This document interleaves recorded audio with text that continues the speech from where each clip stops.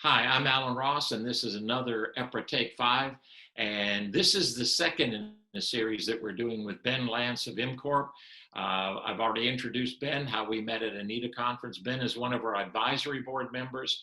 He really represents the cable community to the EPRA family. And the question that I've got for Ben, last time I asked him, Ben, if you were to do one thing or look at one thing on cable reliability, what would it be?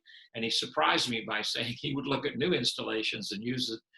And that could be upgrades or completely new installations or new equipment. And it would be to educate people on what defects look like. And then we talked a little bit about defects. One of the things, Ben, you mentioned was power quality. Dr. Bob Hebner down at University of Texas gave a presentation. He brought it up. And you mentioned power quality. So as it relates to cable reliability, speak to me about power quality. Right. Well, whenever there is a cable system failure on a system that's been assessed, that we have a foot by foot profile of, and we know what the condition was, uh, and if it was supposedly a good quality system, if there's a failure, some people look at that shockingly, but really it's a golden opportunity to learn because we knew what the condition of the asset was. So what was introduced from the time of the assessment to the time of failure. So it becomes a really great root cause analysis, failure mode effect analysis opportunity. And what we've found is that the single biggest driver of cable system failure are voltage transients. Voltage transients actually drive. And one of the interesting things about that is there are methods to fix that problem. There are ways of maintaining the voltage so that it doesn't impact solid dielectric plastic and rubber type materials.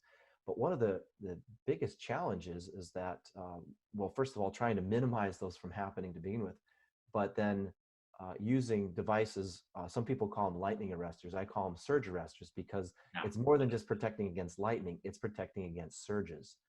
And one of the things that we need to understand is that when cable systems age, within about 5 to 10 years, their strength, the dielectric strength, drops by 2/3.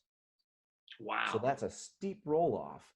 And if you're having voltage transients in the beginning of its life, it can handle those with no problem. And often systems are designed with that initial, we call it BIL, basic impulse level capability. But the reality is within 5 to 10 years, that capability drops by 2/3 and you only have about a third left. And if you're not protecting that system against transients, there will be transients that will exceed the breakdown strength of that material. It'll start ripping itself apart. Hmm. Okay. So now, see, if now I'm thinking about owning a plant. Now I got more problems. So thank you for providing more problems. That 2/3 drop is interesting. We don't have statistics on that for other assets. Obviously, some of the newer assets we don't, but it is the same. All assets deteriorate with their ability to handle, spikes, sags. So that's another thing. You talk about voltage transits and power quality. How about like flicker, things like are not a true spike that you could say, or a surge, but you get those things where it's a power flicker, the lights kind of flicker, and those kinds of transients, even sags when you have a power that sags some and you just don't have the correct power. How do cables respond to those, if at all? Yeah, actually, the deterioration process of cable can happen in nanoseconds. Yeah, We're talking about electron movement here. yeah. The mechanism is associated with partial discharge. Partial discharge is something that can happen into the picoseconds. So it doesn't take long for these electrons to get accelerated, devices to see damage, carbonization. It's a very short amount of time. So these transients that are on the order of microseconds to milliseconds are plenty short enough. Our eyes can't even see these transients. So flicker would be a big transient for a cable. Yeah, right, right, right. And anytime you're getting over about 2 to 2.5 times operating stress is where you're starting to go beyond where the system should be. A properly installed overvoltage protection surge arrestor should be able to maintain voltage in that 2 to 2.5 times operating stress, and the Yeah. system's going to start breaking down around 4 to 5 times operating stress. So you have some margin Right. on an aged cable, but you need to make sure those arresters, and they're so inexpensive. I don't know why people don't install more often, but that is one of the tricks of keeping cable systems. Really, these systems should be able to last 100 years. The materials can handle 100 years of life, but if we don't treat them well, they're only going to last a couple decades.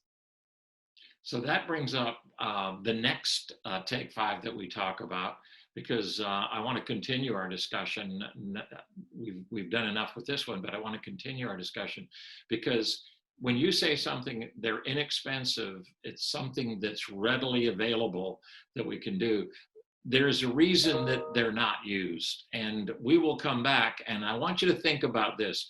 Why is it that the simple, inexpensive solution is so often misunderstood or overlooked? And that's true of electrical systems in general, not just cables, but I really want to drill down on that. And if there's any studies where we can point the finger and say, there's the problem right there. Is it financing? Is it I can't get money for it? But it sounds like it's not expensive to do. It's probably ignorance of the fact that you can do it. So we're going to talk about that in another Take 5. So get ready for that one, Ben.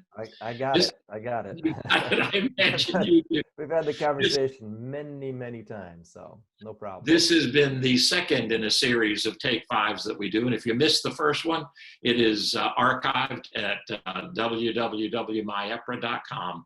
Go there and listen to it. And our third series, we are going to talk about the why it is so often misunderstood or overlooked. Thank you. This has been Alan Ross, and this is an EPRA Take 5.